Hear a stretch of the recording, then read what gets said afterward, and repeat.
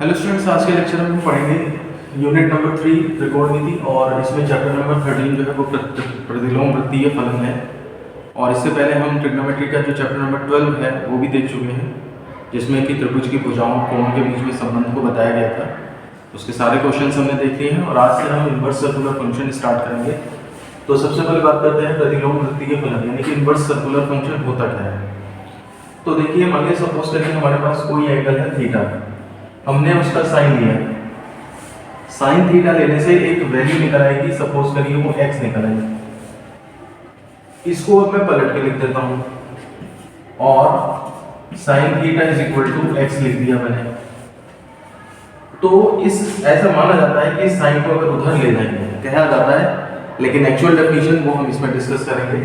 Theta is equal to अगर हम लिखेंगे तो ये साइन इधर साइन इनवर्स करके लग जाता है, और ये जो है वो साइन इनवर्स का कंसेप्ट आता है यहाँ पर, यानी कि इनवर्स ट्रिग्नोमेट्रिक फंक्शन यानी कि इनवर्स सर्कुलर फंक्शन का कंसेप्ट यहाँ पे इंट्रोड्यूस होता है। सेम ऐसे ही हम अगर x is equal to cos theta मान लें और फिर उससे थीटा निकालें तो वो कॉस इनवर्स x हो सकता है, या फिर tan इनवर्स x इस तरह से भी डिफाइंड हो सकता है, या फिर आपका cot इनवर्स x, या फिर sec इनवर्स x, ठीक है ना, या फिर कोसेक इनवर्स x। कितने भी तरह के, ये 6 तरह के होते हैं, तो इनका सब तरह से ये डिफाइन हो सकते हैं। अब बात आती है इसकी एक्चुअल डेफिनेशन क्या दी जाए। तो आप यहाँ पर ये देखिए कि ये वाला जो है थीटा वो एंगल है, इतना ध्यान रखिए बस, और ये वाली जो चीज है वो वैल्यू है। अब हम इसमें ये कहेंगे कि एंगल हमें साइन इनवर्स लेकर के क्या मिल रहा है, एक एंगल मिल रहा है, और साथ ही साथ इसका अगर हम साइन ले लें दोबारा से, मीन्स अगर हम साइन इनवर्स x का दोबारा से साइन ले लें तो देखिए साइन साइन इनवर्स ये हट करके x आ जाएगा, ये वैल्यू आ जाएगी। तो हम इसकी डेफिनेशन इस तरह से दे सकते हैं कि साइन इनवर्स x क्या है। तो साइन इनवर्स x उस कोण के बराबर है, उस कोण के बराबर है जिसका जब साइन निकाला जाता है तो वो वैल्यू खुद आ जाती है। मतलब कहने का ये है कि x का साइन इनवर्स निकालने का मतलब है, ये एक साइन इनवर्स x का मतलब ये है, ये उस एंगल को डिनोट करता है जिसका साइन लेने पर हमें वो वैल्यू खुद प्राप्त हो जाती है। तो इसकी डेफिनेशन हम कुछ इस तरह से लिख सकते हैं, ये वह त्रिकोणमितीय व्यंजक है, त्रिकोणमिति का यूज हो रहा है, तो त्रिकोणमितीय व्यंजक है जो किसी कोण को, ये कोण है, उसके मान के रूप में व्यक्त करता है। मतलब कोण इज इक्वल टू समथिंग, उसकी जो वैल्यू है उसका फंक्शन निकाल के, मतलब उस वैल्यू से आप एंगल कैसे निकाल पाएंगे। यहाँ पर तो किया है, कोण दिया है, साइन ले लिया आपने, x निकल गया, वैल्यू निकल गई, लेकिन वैल्यू पे क्या किया जाए, जो एंगल निकल रहा है, मतलब इसका साइन थीटा लेने का, साइन लेने का रिवर्स प्रोसेस ये साइन इनवर्स बनेगा। ऐसे ही कॉस लेने का जो रिवर्स प्रोसेस है वो आपका कॉस इनवर्स बनेगा। तो मुझे उम्मीद है डेफिनेशन अब समझ में आ गई होगी। अब आता है प्रतिलोम वृत्तीय फलनों का प्रभाव क्षेत्र। प्रभाव क्षेत्र का मतलब होता है उसका जो डोमेन, ये कौन कौन सी वैल्यूज ले सकते हैं। तो तुम यहाँ पर देखो साइन इनवर्स x और कॉस इनवर्स x अगर हैं तो ये किन किन x के लिए डिफाइंड होते हैं, तो -1 से लेकर +1 तक डिफाइंड होते हैं। तुमने देखा होगा साइन x की वैल्यू है, कॉस x की वैल्यू मैक्सिमम +1 होती है, मिनिमम -1 होती है। तो उसी तरह उसी को यहाँ पे लिख रखा है, और या इसी को हम इस तरह भी लिख सकते हैं, x बिलोंगिंग टू -1 1 और क्लोज्ड ब्रैकेट। क्लोज्ड ब्रैकेट जब होता है तो इसका मतलब वो वाली वैल्यू -1 भी इंक्लूड है और -1 से आगे के भी इंक्लूड है। अगर मान लीजिए सपोज करो यहाँ पे केवल इक्वल टू ना होता, केवल -1 बिटवीन x बिटवीन -1 एंड +1 होता, तो हम इसे लिखते हैं x belonging to small bracket -1 and +1। समझ रहे हो, स्मॉल ब्रैकेट का मतलब है वो किनारे वाली चीजें नहीं है इंक्लूडेड, बीच की चीजें इंक्लूडेड है, और स्क्वायर ब्रैकेट का मतलब होता है कि वो किनारे वाली जो बाउंड्रीज हैं वो भी इंक्लूडेड है। तो इसे क्लोज्ड ब्रैकेट कहते हैं, उसे ओपन ब्रैकेट कहते हैं, लेकिन इतना खैर जानने की जरूरत नहीं है, ध्यान रखना इस चीज को। tan इनवर्स x और cot इनवर्स x की वैल्यूज कहाँ से कहाँ रेंज करती हैं, तो तुम देखो tan 90 के +∞ से लेकर -∞ ये रेंज होती है, या फिर हम x belonging to minus infinite to plus infinite ऐसे भी लिख सकते हैं, या फिर हम ऐसे भी लिख सकते हैं प्रत्येक मान ले लेते हैं, क्योंकि माइनस इनफाइनाइट से स्टार्ट करके प्लस इनफाइनाइट तक है, तो इसका मतलब सारी वैल्यूज ये इंक्लूड कर लेते हैं। और second inverse x cosec inverse x की बात करें तो ये तुम्हारे जो है वो एक्स जैसे -1 +1 है, तो sine inverse x cos inverse x तो इनके बीच में हो जाता है, सेक इनवर्स एक्स और कोसेक इनवर्स एक्स इनके किनारे किनारे रहता है, ये बीच का पोर्शन नहीं रहता है। तो x -1 से छोटा, देखो -1 से छोटा या बराबर और +1 से बड़ा या बराबर, ठीक है ना। इसको कंबाइनली हम ऐसे भी कह सकते हैं mod x greater or equal to 1। mod x का मतलब क्या हो जाएगा, पॉजिटिव वैल्यू, तो पॉजिटिव में तब ये भी +1 हो जाएगा, वो तो +1 है, ठीक है ना।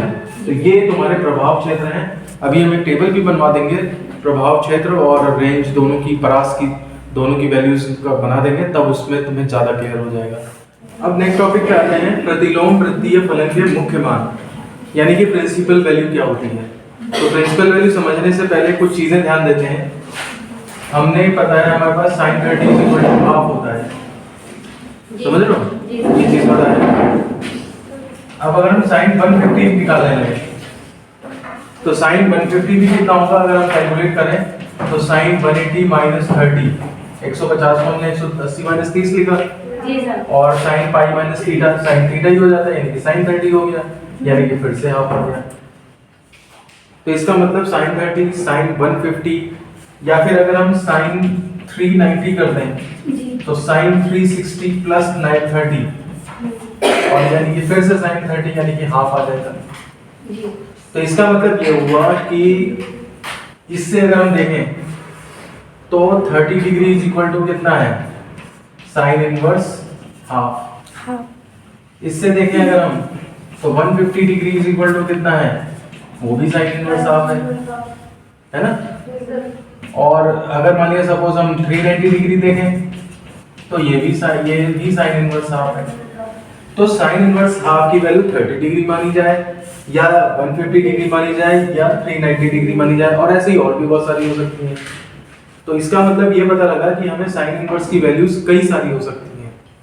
इनमें से जो सबसे छोटा संख्यात्मक मान होता है, जैसे 30 से छोटा और कुछ नहीं हो सकता, तो इसी को हम प्रिंसिपल वैल्यू यानी कि मुख्य मान कहते हैं। समझ रहे हो बात को? Yes sir. तो हम डेफिनेशन ऐसे लिख सकते हैं कि प्रतिलोम वृत्तीय फलन के सबसे छोटे मान को, सबसे प्रतिलोम वृत्तीय फलन कोण ही होता है, कोण कई सारे हैं, तो सबसे छोटा, सबसे छोटे मान को, सबसे छोटे संख्यात्मक मान को उसका मुख्य मान कहते हैं, मुख्य मान कहते हैं। एक बात तो ये हो गई कि बड़े छोटे में है तो सबसे छोटा वाला प्रिंसिपल वैल्यू ले लेंगे, लेकिन अगर प्रिंसिपल वैल्यूज जो है वो बराबर हों, केवल साइन का डिफरेंस है, जैसे कोई एग्जांपल लेते हैं cos of 45, ये तुम्हारा होता है 1/√2, और अगर मैं cos -45 लूं तो cos के अंदर माइनस एब्जॉर्ब हो जाता है ना, तो cos -45 ये कितना होता है, cos 45, ये माइनस जो है वो एब्जॉर्ब हो जाता है यहाँ पे, ठीक है। और एब्जॉर्ब होने के बाद फिर इसकी वैल्यू क्या आ जाती है, 1/√2 आ जाती है। तो यहाँ से अगर हम देखें तो 45 degree is equal to cos inverse 1/√2 लिखी जाएगी, और यहाँ से देखें तो -45 degree is equal to cos inverse 1/√2। अब तुम देखो cos इनवर्स 1/√2 -45 भी है और +45 भी है। तो अब अगर ऐसा केस होता तो यहाँ पर तो हो जाता जो छोटा है वो प्रिंसिपल वैल्यू ले लो, लेकिन यहाँ पे छोटा क्या है, यहाँ पे तो 45 दोनों बराबर है, ठीक है ना। तो ऐसे केस में जो पॉजिटिव वैल्यू है उसे संख्यात्मक, उसे मतलब प्रिंसिपल वैल्यू ले लिया जाता है, ठीक है ना। तो जब मान बराबर हों, मान बराबर व विपरीत चिन्ह के हों, विपरीत चिन्ह के हों, तो धनात्मक मान जो होता है, धनात्मक मान ही संख्यात्मक मान होता है, ठीक है, तो ये दोनों चीजें ध्यान रखनी है। अब इसके बाद जो प्रिंसिपल वैल्यूज कहाँ से कहाँ लाई करती है, साइन इनवर्स एक्स में, कॉस इनवर्स एक्स में कितनी कितनी, उसकी हम एक टेबल बना देते हैं। उससे तुम्हें ध्यान रहेगा कि किसकी वैल्यू किसके किसके बीच में जानी चाहिए। देखो इधर ये चीज जो है वो क्वेश्चंस को करने के काम में आती है, और एक नंबर का क्वेश्चन अगर पूछा जाएगा, अभी तक तो हालांकि नहीं पूछा गया, लेकिन चांसेस हैं कि पूछा जा सकता है, कॉम्पिटिशन तक में पूछा जाता है कभी कभी। ये है थीटा, मतलब जो है साइन इनवर्स के लिए प्रभाव क्षेत्र और मुख्य मान के लिए परास, मतलब इसकी जो प्रिंसिपल वैल्यू है वो किसके किसके बीच में लाई करती होगी, ये चीज डिस्कस करनी है। तो देखो साइन इनवर्स एक्स का प्रभाव क्षेत्र मैक्सिमम मिनिमम वैल्यू 1 - 1 होती है। अब तुम इसी के बेस पे देख लो कि 1 कब होता है, जब साइन की वैल्यू कितनी हो, 90, और -1 कब होता है, जब ये माइनस का 90। समझ रहे हो बात को? तो इस हिसाब से जो है वो इसके, ये अगर याद है तो इसको याद करने में कोई खास दिक्कत नहीं होती है। उसके बाद ये है cos इनवर्स x का रेंज, बताया था साइन इनवर्स और cos इनवर्स x का जो डोमेन होता है सेम होता है, और लेकिन ये बदल जाएगा क्योंकि 1 जो होता है वो 180 पे होता है, और -1 के लिए पाई है ये, और 1 के लिए जो है वो 0 है, क्योंकि cos की वैल्यू आगे बढ़ने पे, एंगल बढ़ाने पे घटती है ना, तो इसलिए ये उल्टा हुआ है जाकर के। तो इसको उल्टा हो जाएगा, जैसे ये तो ऐसे ही रहे, और ये जो है वो उल्टे हो जाएंगे, क्योंकि cos साइन की वैल्यू एंगल बढ़ाने में बढ़ती है, तो एंगल बढ़ा वो भी बढ़ा, ये कम हो जाता है, तो इसलिए इसका 1 के करस्पॉन्डिंग 0 cos 0 यहाँ आया, और -1 180 पे होता है cos 180, तो वो इस तरह आया जा करके। उसके बाद tan इनवर्स x और cot इनवर्स x का बताया था कि ये -∞ से +∞, मतलब कोई भी वैल्यू ले लेते हैं, अभी मैंने यहाँ पे लिख के बताया था। तो उसी हिसाब से यहाँ पर देखो, तो ये tan इनवर्स x का जो रेंज हो जाएगी वो -π/2 से π/2 हो जाएगी, और cot इनवर्स x की रेंज जो है वो ये उल्टा चलेगा, तो वो 0 to π हो जाती है।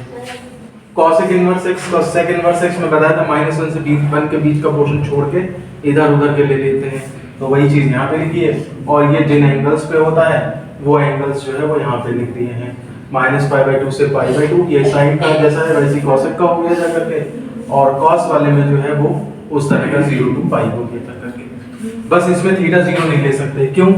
साइन 0 तो एग्जिस्ट कर जाता है 0, लेकिन जब 1/sin 0 करोगे तो वो क्या हो जाएगा, इनफाइनाइट, वो नहीं एग्जिस्ट करेगा, तो इसलिए थीटा 0 हटा दिया है अंदर से, मतलब थीटा -π/2 से +π/2 ले लेंगे पूरा, लेकिन 0 नहीं लेंगे बीच का।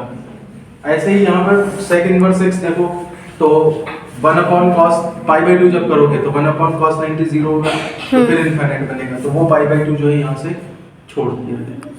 तो ये तुम्हारा sin इनवर्स x या cos इनवर्स x यानी कि इनवर्स सर्कुलर फंक्शंस का इनिशियल्स हो जाते हैं। इसमें कुछ बातें और याद दिलाते हम कि पहली बात तो ये है, काउंट नंबर 1, अगर लिखा ना हो, दे ना कि ये वाली वैल्यू लेनी है, तो हमेशा प्रिंसिपल वैल्यू ही ली जाती है, ठीक है ना। यदि लिखा ना हो तो सदैव मुख्य मान ही दिया जाता है, मुख्य मान ही लिया जाता है। नोट नंबर 2, सर क्या नहीं लिखा, मतलब जैसे दिया हो कि ये वाली वैल्यू लेनी है, कि ये वाली वैल्यू लेनी है, समझ रहे हो, पर्टिकुलर ये वाली लेनी है, तो बोलो, नहीं तो मुख्य मान में ही रहेंगे, जो ये रेंज है इसी में रहेगा। दूसरा होता है साइन इनवर्स x को कभी कभी लोग कंफ्यूज करते हैं, किससे मैं बताता हूँ। जैसे सपोज साइन x का स्क्वायर है, होल स्क्वायर, इसको क्या कहा जाता है, साइन स्क्वायर x लिख दिया जाता है ना, यही तो साइन स्क्वायर x होता है कि साइन x का होल स्क्वायर। ऐसे ही ये मत सोच लेना कि साइन इनवर्स साइन x का टू द पावर -1 यही तुम्हारा जो है वो साइन इनवर्स x है, ऐसा नहीं होता। समझ रहे हो बात को? साइन इनवर्स x अलग चीज है और sine x to the power -1 अलग चीज है। कंफ्यूजन क्यों हो सकता है, क्योंकि ये ऐसा करते हैं हम अक्सर, है ना, बाकी पावर्स के लिए करते हैं हम यही काम, लेकिन यहाँ पर ये नहीं करते हैं। यहाँ पर जो है वो sine x to the power -1 का मतलब 1/sin x है, समझ रहे हो, ये सिंपल मैथमेटिक्स, पावर -1 तो नीचे चला गया। लेकिन साइन इनवर्स x अगर हम लिखते हैं तो इसका मतलब ये कोण को रिप्रेजेंट कर रहा है, जिसकी डेफिनेशन इनवर्स सर्कुलर फंक्शन के हिसाब से दी जाएगी। तो ये कंफ्यूजन जो है वो नहीं होना चाहिए हमें। क्योंकि कंफ्यूजन होने का कारण है क्योंकि ये ऐसे करते हैं अक्सर कि जो टोटल पावर है वही सीधे बीच में लगा देते हैं, तो ऐसी लगता है कि यही पावर बीच में लगा दी होगी। तो ऐसा -1 पावर के साथ ऐसा नहीं होता है, बाकी सबके साथ भले ही हो, इसके साथ नहीं होता है। ठीक नहीं, मुख्य मान जो है इसका इसके बीच में पड़ता है। परास का मतलब है ये रेंज है, अब कितना पड़ता है वो निकालना पड़ेगा, समझ रहे हो। और अगर इस रेंज में ना पड़े तो फिर उसे सॉल्व करके इसमें लाना पड़ेगा। जैसे पता लगा इसे सॉल्व करके, हाँ इसे सॉल्व करके 150 डिग्री आ रहा है, तो तुम अब 150 में नहीं है मान लिया रेंज में, तो तुम उसको और तोड़ो, उसे 30 लाओ, 180 माइनस समथिंग करके वो करते हैं तो पता लग जाएगा। देखो क्वेश्चन है, एग्जांपल नंबर 1 है, इनके मुख्य मान बताइए। और फर्स्ट पार्ट है इसका साइन इनवर्स हाफ तथा साइन इनवर्स -1/√2, मतलब 2 पार्ट करके दे दिए हैं। तो सबसे पहले हम ये पहला वाला ले रहे हैं, साइन इनवर्स हाफ, ठीक है ना। तो देखो एंगल निकालना है, कैसे निकलेगा एंगल, तो अगर हम इसे साइन की फॉर्म में लिख दें तो साइन और साइन इनवर्स हट जाएंगे, एंगल आ जाएगा। तो हम क्या करते हैं, नेक्स्ट लाइन में लिख के देखते हैं साइन इनवर्स, और इसे साइन 30 डिग्री जो होता है ये लिख के देखते हैं, ठीक है ना। 30 डिग्री को यानी कि π/6 भी लिख सकते हो, तो π/6 हमने इस तरह लिख दिया। अब इससे क्या होगा, π/6 आएगा तो, लेकिन उस π/6 को चेक करना पड़ेगा कि वो साइन की रेंज वाला है भी कि नहीं। तो -π/2 से π/2 के बीच में π/6 पड़ता है, तो मैं नहीं समझ पा रहा तो इसे -90 कर लो, इसे +90 कर लो, और तुम्हारा 30 आया है तो देखो 30 जो है तुम्हारा है ना इसके बीच में, -90 से 90 के बीच में है, तो बस ये इज इक्वल टू, तुमने साइन साइन हटा दिया, π/6, यही तुम्हारा संख्यात्मक मान हो गया जा करके। बस वह उसको चेक कर लेना कि उस रेंज में हो कि नहीं, होना चाहिए उस रेंज में, और नहीं है तो उसका एग्जांपल हम अभी करके बताएंगे, ठीक है ना। इसको इसके बाद इसको भी देख लो, बी पार्ट इसका जो है साइन इनवर्स माइनस का 1/√2 है। अब पूरे को अंदर तुम्हें ऐसा करना है कि साइन ही बने जाकर के अंदर, ठीक है ना। तो हम इसको ऐसे कर लेते हैं, साइन इनवर्स, और इसको साइन ऑफ -45 डिग्री कर लो, समझो, sine minus theta minus sine theta होता है, तो इस वजह से जो है वो साइन -45 तो -1/√2 आएगा, साइन साइन हट गया, माइनस का 45 डिग्री आया, और साइन की रेंज कितनी है, -90 से +90, तो -45 इसके बीच में ही पड़ेगा। तो इसका मतलब यही, इसको वैसे लिखो π/, कितना 4 कर लो, तो -π/4, यही जो है वो मुख्य मान हो गया। सर वो तो रफली करना पड़ेगा ना, उससे चेक करने के लिए वो याद होना चाहिए थोड़ा सा, हाँ, इसीलिए मैं टेबल मिटाई नहीं है, लिखी हुई है सामने ताकि साफ नजर आता है। सब पेपर में तो नॉर्मल ऐसे ही करना, हाँ नॉर्मल ऐसे ही करो और चेक कर लो कि ठीक है ना। यहाँ पे लिख सकते हो π/6 करा, और लिखो जो कि -π/2 व π/2 के बीच में है, बस। तो इसलिए यही हमारा फाइनल है, ये हमारा, ये बीच में वही लाइन लिख सकते हैं जो कि यही वाली लाइन यहाँ पे भी आ जाएगी। यस। तुम जितना इलेबोरेट करोगे, बुक में जरूरी नहीं है वैसे किया हो ना किया, तुम जिस तरह से समझते हो, अगर वो चीज लैंग्वेज लिखोगे वहां पे तो वो एग्जामिनर के ऊपर ज्यादा इम्पैक्ट डालती है, समझ रहे हो। हम सब ये चाहते हैं जितने भी टीचर हैं कि बच्चा सीखे, रटे ना, क्योंकि रटने में ये एक जैसा सब लिख देते तो फिर वो नकल मानी जाती है कि क्लास में टीचर ने बोल के लिखाया है एग्जाम में, तो इसलिए अलग अलग कॉपी रहेगी, अलग अलग तरह से समझोगे, अलग अलग लैंग्वेज रहेगी, वो ज्यादा इम्पैक्ट डालती है। देखो अब सेकंड पार्ट पे आते हैं इसके, cos इनवर्स √3/2 और cos इनवर्स -1/√2, इसको सॉल्व करना है, मुख्य मान बताना है। देखो अब कैसे करेंगे, तो ए पार्ट लिया हमने, cos इनवर्स √3/2, ये इक्वल टू हो जाएगा cos इनवर्स, cos ऑफ, इसको लिख सकते हैं cos 30 की वैल्यू होती है √3/2, फिर इसके मान याद करने पड़ेंगे। हाँ तो याद होंगे ही, 10th में करे होंगे। तो cos जो है वो 30 यानी कि π/6 हो गया। अब cos की रेंज में पहुंचो, cos की रेंज जो होती है वो 0 से π में होती है, तो π/6 देखो होगा उस रेंज में, 0 से बड़ा है π/6, ठीक है ना। तो इसलिए cos इनवर्स हट गया, ये π/6, और यही हमारा आंसर हो गया। अब देखो ये तो सिंपल हो गया पिछले जैसा, फर्क किस में आएगा, बी पार्ट में देखो जरा, cos इनवर्स 1/√2, ये कराना जरूरी है। तो cos इनवर्स -1/√2 में देखो क्या होगा, cos इनवर्स, अब अंदर क्या करें, अगर तुम सोचते हो कि हम अंदर ले जाएं इस माइनस को, cos ऑफ -45 कर दें, तो cos ऑफ -45 -1/√2 नहीं होता है, cos minus theta, cos theta absorb हो जाता है माइनस, याद है, cos of minus theta is equal to cos theta हो जाता है। तो तुम ऐसा नहीं लिख सकते, ये जो चीज लिख दें कॉस माइनस पाई बाई 4, तो ये गलत है। Cos minus pi by 4 plus का कॉस पाई बाई 4 और यानी कि प्लस 1/√2 आएगा। तो तुम्हें ऐसी वैल्यू यहाँ पे भरनी है कि जिससे जो है वो हमारा माइनस का 1/√2 आ जाए। तो तुम देखो वो चतुर्थांश होते हैं ASTC, मालूम है? हाँ। Yes sir. तो कॉस अगर हम 180 माइनस थीटा करें, 180 माइनस 45, तो तुम देखो क्या होगा, 180 माइनस 45 करोगे तो फर्स्ट सेकंड क्वाड्रेंट में जाएगा, तो साइन पॉजिटिव होता है, कॉस तो नेगेटिव होगा। तो इसकी वैल्यू जो है वो माइनस कॉस 45 पड़ेगी और माइनस कॉस 45 तुम्हारा यानी कि माइनस 1/√2 आएगा। ठीक है, तो इसलिए ये है तो कॉस कॉस इनवर्स हट गया, 180 माइनस 45 यानी कि ये तुम्हारा कितना हो गया जाकर, या पाई माइनस पाई बाई 4 कर लो यानी कि 3 पाई बाई 4। और ये चीज तुम्हारी जो है देखो कॉस की रेंज कितनी होती है, 0 से पाई, 3 पाई बाई 4 इसी के बीच में पड़ेगा, तो इसलिए यही तुम्हारा जो है वो मुख्य मान हो जाएगा। ठीक है ना, ये पार्ट कराना जरूरी था इसलिए क्योंकि ये थोड़ा सा अलग था। देखो एग्जांपल नंबर 2 पे आते हैं, मान निकालें। 4 पार्ट लिए मैंने, हालांकि बुक में 5 पार्ट है, मैंने 4 लिए हैं, 2 सिंपल और 2 थोड़े कॉम्प्लिकेटेड। तो सबसे पहले जैसे फर्स्ट पार्ट लेते हैं, sine inverse sine pi by 4। हमसे कह रहे हैं मान निकालो, तो मान कौन सा, मैंने कहा था जब तक स्पेशली ना कहे तो प्रिंसिपल वैल्यू ही होती है, मुख्य मान ही होता है, तो यानी कि मुख्य मान निकालना है। तो या तो ऐसे कह देता कि ऐसा मान निकालो जो 3 पाई और 5 पाई के बीच में हो, तो हमें फिर वो बढ़ा करके वो निकालना पड़ता। लेकिन जब उसने कुछ नहीं कहा तो हम प्रिंसिपल वैल्यू निकालेंगे। तो इसमें देखो sine inverse sine pi by 4 है, ये ब्रैकेट यहाँ पे नहीं है, यहाँ पे है।